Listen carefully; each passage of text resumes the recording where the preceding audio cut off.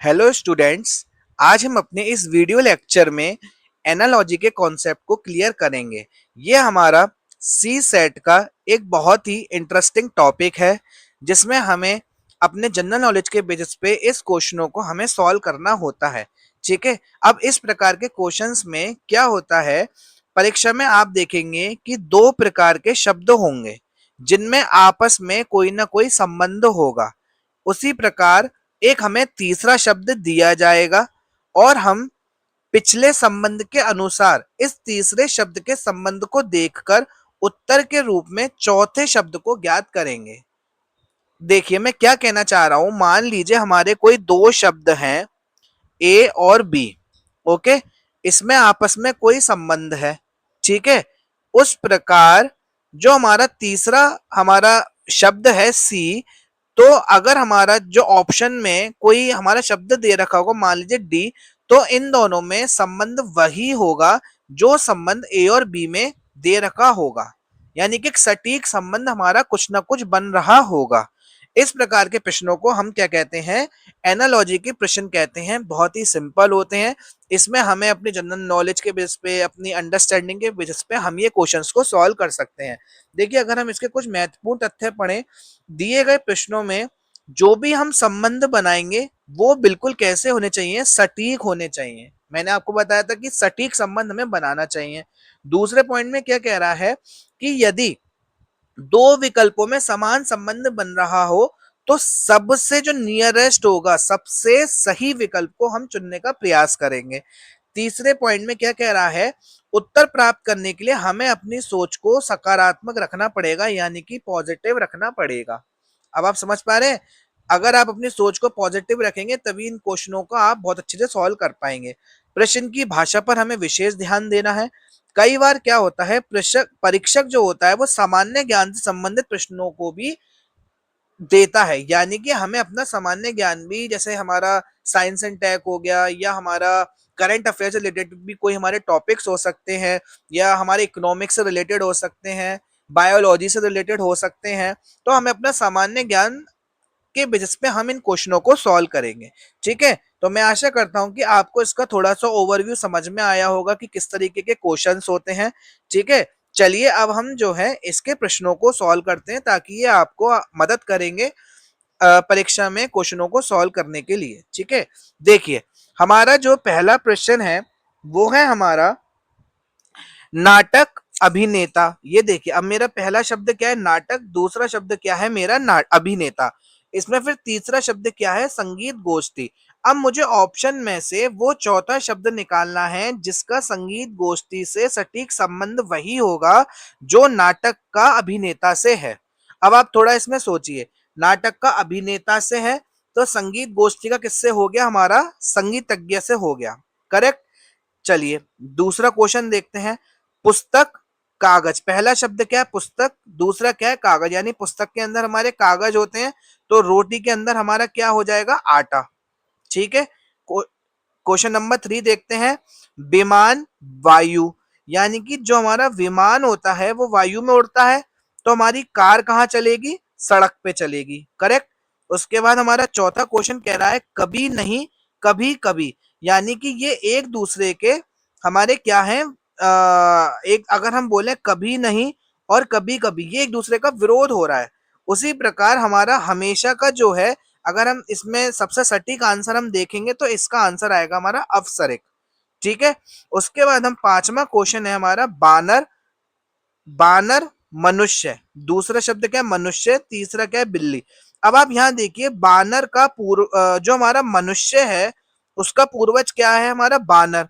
उसी प्रकार हमने क्या बोला, जो हमारा चीता है, ओके, यानी कि जो हमारा चीता है, तो वो किसका पूर्वज है, हमारा बिल्ली का। तो हमारा इसका आंसर क्या आ गया, बिल्ली। वो सॉरी, इसका आंसर हमारा क्या आ गया, चीता। चलिए हम अगला क्वेश्चन देखते हैं, छठा। लेखक, पुस्तक। यानी कि जो पुस्तक होता है वो कौन लिखता है, लेखक। तो गीत कौन लिखेगा, एक रचयिता लिखेगा, राइट। जो हमारा कंपोजर होता है, जो रचयिता होता है, वही हमारा गीत को लिखता है। यहाँ पे आप संगीतकार मत लीजिएगा, संगीतकार कौन होता है, जो संगीत गाता है। ठीक है, यहाँ पे लिखने की बात हो रही है तो रचयिता आएगा इसका आंसर। चलिए सातवां क्वेश्चन देखते हैं। जिस प्रकार नख कर्तनी का नख है, उस प्रकार जिलेट का हमारा सही विकल्प क्या होगा, इसको हम समझने की कोशिश करते हैं। जिलेट मतलब होता है धारदार। ओके, तो जिलेट का जो हम प्रयोग करते हैं वो हम प्रयोग करते हैं सर के लिए, यानी कि अगर हमें मुंडन वगैरह करना हो, क्योंकि नख कर्तनी से हमारे नख यानी नाखून काटे जाते हैं, उसी प्रकार जिलेट से हमारा सर का मुंडन किया जाता है। ठीक है, अगला क्वेश्चन देखते हैं। खिड़की फलक, अब आप यहाँ देखिए, खिड़की फलक पुस्तक, अब हमें इसमें संबंध बनाना है। ठीक है, फलक क्या होता है, खिड़की के हमारे जो क्या कहते हैं किवाड़ होती है, राइट, जो हमारी खिड़की के जो डोर्स होते हैं उसको हम फलक कहते हैं। ठीक है, उसी प्रकार पुस्तक में हमारे पृष्ठ होते हैं। समझ पा रहे हैं, अभी एक संबंध बनाना सीख पा रहे हैं, तो मैं आशा करता हूँ आपको ये समझ में आ रहा होगा। चलिए हम अगला क्वेश्चन देखते हैं, क्वेश्चन नंबर 9। ठीक है, हाँ नहीं, यानी कि अगर हम हाँ का देखें नहीं, तो ये इसका अपोजिट हो गया, तो जीवित का अपोजिट क्या हो गया, मृत। ठीक है, अगला क्वेश्चन देखते हैं। विद्यार्थी पुस्तक, यानी विद्यार्थी का अगर संबंध पुस्तक से है तो डाकिया का किससे होगा, डाक से होगा। ठीक है, 11वां क्वेश्चन। निरक्षरता शिक्षा, यानी निरक्षरता अगर का संबंध शिक्षा से है तो सूखा किससे खत्म होगा, वर्षा से खत्म होगा। राइट, निरक्षरता किससे खत्म होती है, शिक्षा से खत्म होती है, तो सूखा किससे खत्म होगा, वर्षा से खत्म होगा। अगला क्वेश्चन देखते हैं। कॉफी कैफीन, यानी कि कॉफी के अंदर हमारा क्या पाया जाता है, कैफीन।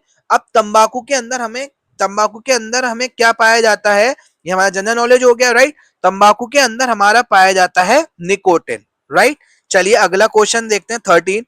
कवि कल्पना, कवि हमारा क्या करता है, कल्पना, कल्पना के सहारे वो कविताएं लिखता है। तो इतिहासकार किसके सहारे इतिहास लिखेगा, तथ्यों के बेस पे वो इतिहास लिखेगा। समझ पा रहे हैं आप इन क्वेश्चनों को। चलिए अगला क्वेश्चन करते हैं, 14। ताजमहल अगर भारत में है तो पिरामिड कहां पर है, मिस्र में है, ये सबको पता है, यानी इसका आंसर हमारा क्या हो गया, मिस्र हो गया। चलिए हम और क्वेश्चंस देखते हैं, क्वेश्चन नंबर 15।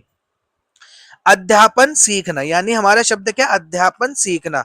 अध्यापन के लिए हमें सीखना होता है, यानी अगर हम अध्यापन कर लेते हैं तो हम सीख जाते हैं, राइट।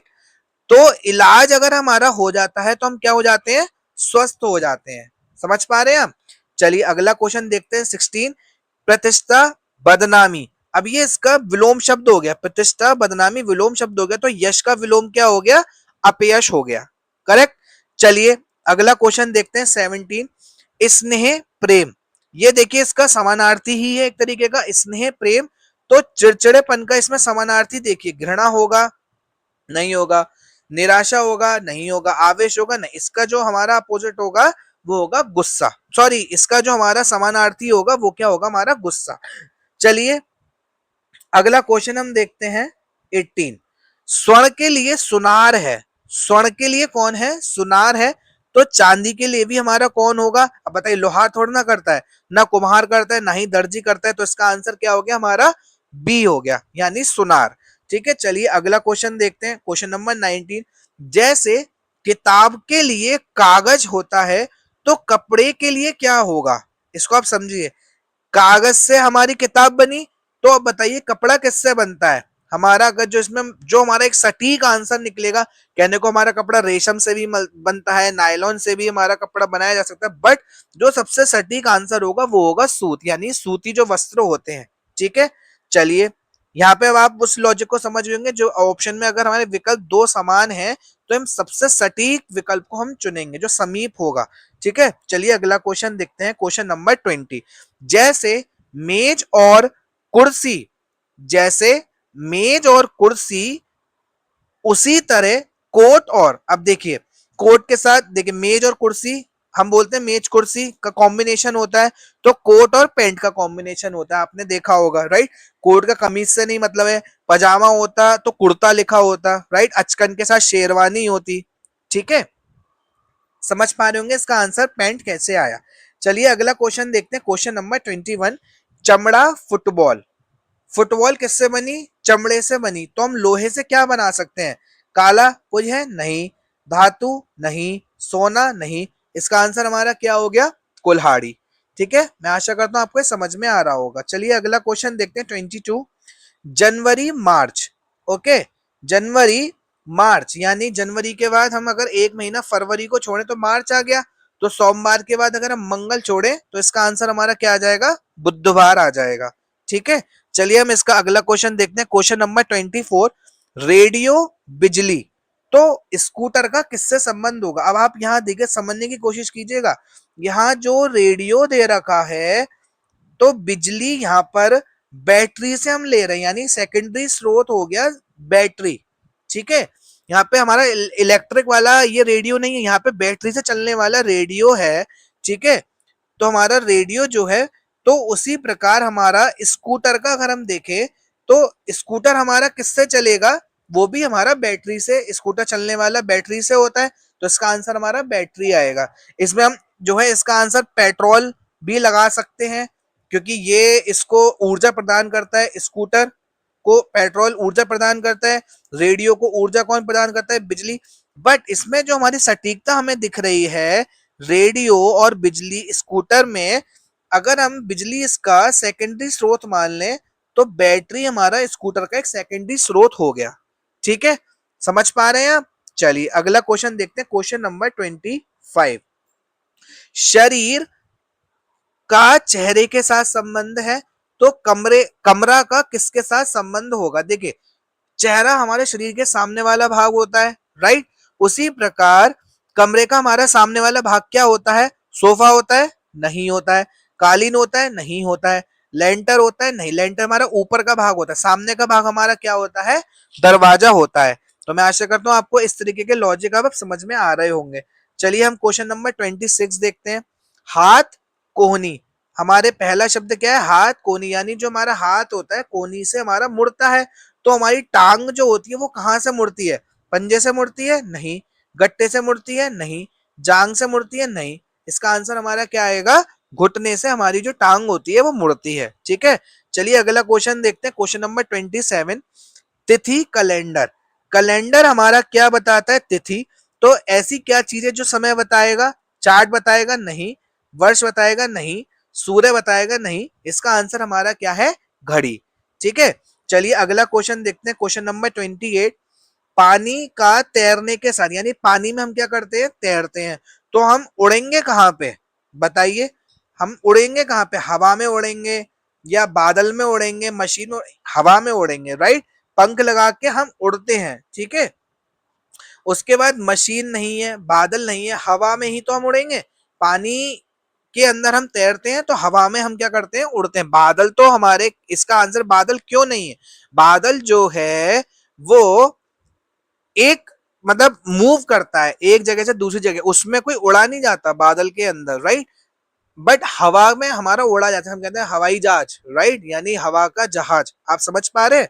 चलिए अगला हम क्वेश्चन देखते हैं, क्वेश्चन नंबर 29, चींटी, मक्खी, मधुमक्खी, हमस्टर, गिलहरी। अब हमारा शब्द क्या बनेगा, देखिए चींटी, मक्खी, मधुमक्खी सब क्या करते हैं, ये जो है मीठे पे चिपकती हैं, राइट। उसी प्रकार हमस्टर और गिलहरी क्या होते हैं, ये कुतरते हैं। आपने देखा होगा हमस्टर को कुतरते हुए, गिलहरी को कुतरते हुए। तो इसमें अब आप बताइए, कृंतक नहीं। ठीक है, क्योंकि इसमें तीनों हमारे क्या है, तीनों जो है जानवरों के नाम दे रखे हैं, चींटी, मक्खी, मधुमक्खी। तो यहाँ पे हम कृंतक नहीं दे सकते। उसके बाद देखिए, बिल्ली कुतरती है, नहीं। मक्खी कुतरती है, नहीं। तो इसका आंसर हमारा क्या हो गया, चूहा इसका आंसर हो गया। आपने देखो चूहा जो है कुतरता रहता है। ठीक है, चलिए अब हम इसका अगला क्वेश्चन करते हैं, क्वेश्चन नंबर 30, सिर के लिए, सिर के लिए हैट, यानी कि सिर की शोभा कौन बढ़ा रहा है, हैट। तो अंगुली की शोभा कौन बढ़ाएगा, दस्ताना बढ़ाएगा, नहीं। जुराब बढ़ाएगा, नहीं। जुराब को तो हम कहाँ पहनते हैं, पैरों में पहनते हैं। कड़ा बढ़ाएगा, नहीं। कड़े को हम हथेली में डालते हैं। अंगूठी इसका सही आंसर है। ठीक है, चलिए अगला क्वेश्चन देखते हैं, क्वेश्चन नंबर 31, यदि डॉक्टर के लिए मरीज, अब ये देखिए डॉक्टर के लिए मरीज, तो वकील के लिए कौन होगा, कचहरी, नहीं, क्योंकि व्यक्ति की बात हो रही है। ग्राहक नहीं होगा, मुलजिम नहीं होगा, मुवक्किल होता है वकील के लिए। जिस प्रकार डॉक्टर के लिए मरीज होता है, यानी डॉक्टर मरीज को सही करता है, उसी प्रकार वकील का जो मुवक्किल होता है वो उसको सही करता है। ठीक है, अब देखते हैं हम क्वेश्चन नंबर 32, यदि गाड़ी के लिए घोड़ा, अब आप यहाँ देखिए, ये एक हो गया, एक यांत्रिक ऊर्जा प्रोवाइड करा रहा है। गाड़ी के लिए क्या हो रहा है, घोड़ा। ठीक है, घोड़ा जो है गाड़ी को खींच रहा है, आप बैलगाड़ी मान लीजिए, तो रेल को कौन खींचेगा? पटरी नहीं, स्टेशन नहीं, बिजली नहीं, इंजन।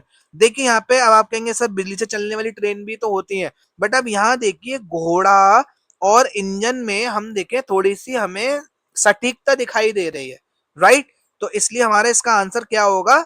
इंजन होगा। ठीक है, चलिए अगला क्वेश्चन देखते हैं, क्वेश्चन नंबर 33।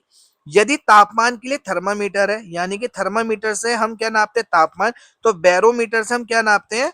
वायु दाब। ये तो हमारा साइंस टेक का क्वेश्चन हो गया, इसमें तो कोई हमें परेशानी नहीं होगी। ठीक है, चलिए हम अगला क्वेश्चन देखते हैं, क्वेश्चन नंबर 34।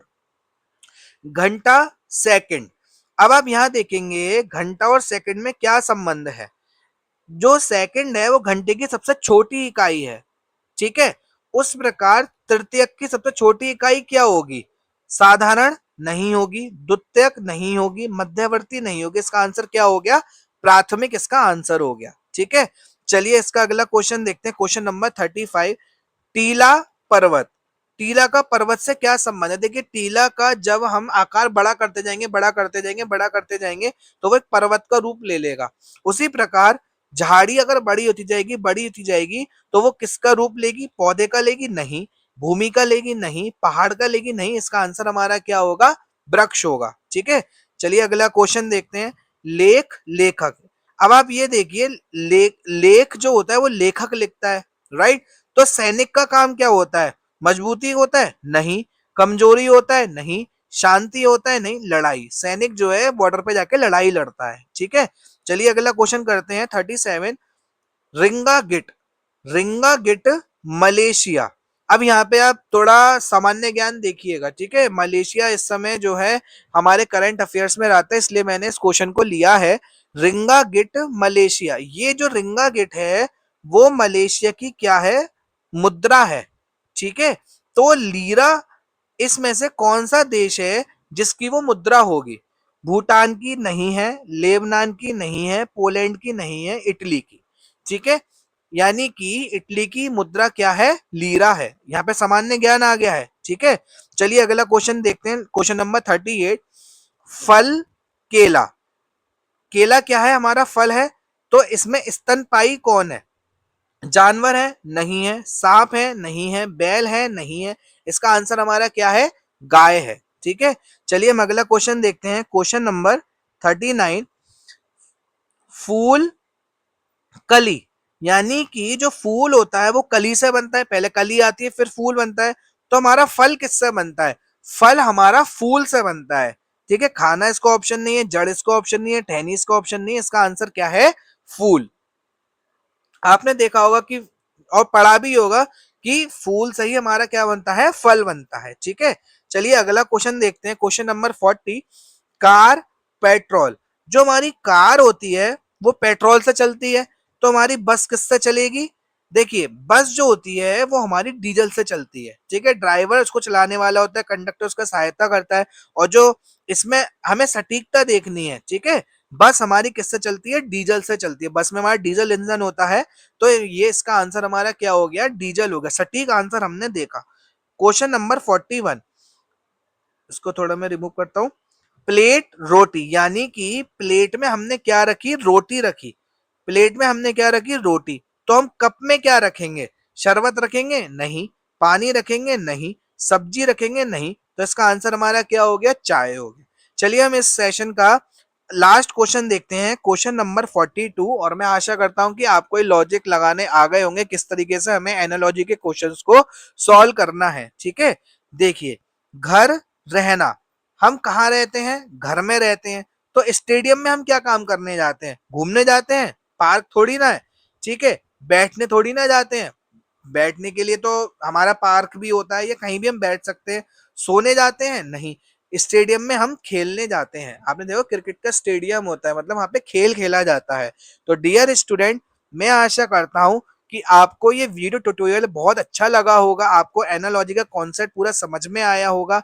अगर आप इस चैनल पे नए हैं तो प्लीज इस चैनल को सब्सक्राइब कीजिए, वीडियो को लाइक कीजिए और अपने दोस्तों के साथ इस वीडियो को शेयर कीजिए, क्योंकि मैं इस सी सेट के जो हमारी प्लेलिस्ट चल रही है इसमें मैं पूरा सी सेट कवर कराऊंगा अराउंड 70 लेक्चर्स इसमें हमारे हो जाएंगे, जिसमें मैं पूरा सी सेट जो यूपीएससी के लिए और यूपीपीएससी के लिए, बीपीएससी के लिए, सबके लिए काम करेगा। इसमें मैं पूरा एक रिच कंटेंट आपके लिए प्रोवाइड करवा रहा हूँ। ठीक है, यूट्यूब पे ये सिस्टमेटिक वे में शायद आपको उपलब्ध ना हो, मैं आपको एक रिच कंटेंट उपलब्ध करा रहा हूँ जो कि पूरा क्या रहने वाला है, फ्री रहने वाला है। अगर आपने मेरे इस चैनल को सब्सक्राइब नहीं किया है तो प्लीज चैनल को सब्सक्राइब कर लीजिए, और अब तक जो भी मैंने प्लेलिस्ट में वीडियो को अपलोड करा है उसको वन बाई वन आप व्यू कीजिए, क्योंकि वन शॉट में मैं सारे कॉन्सेप्ट्स को क्लियर कर रहा हूँ। और अगर आपको कोई परेशानी आई तो प्लीज कमेंट बॉक्स में आप अपने क्वेश्चंस को डालिए, मैं इसका जवाब जरूर दूंगा। चलिए आज के लिए केवल इतना ही। जय हिंद, जय भारत।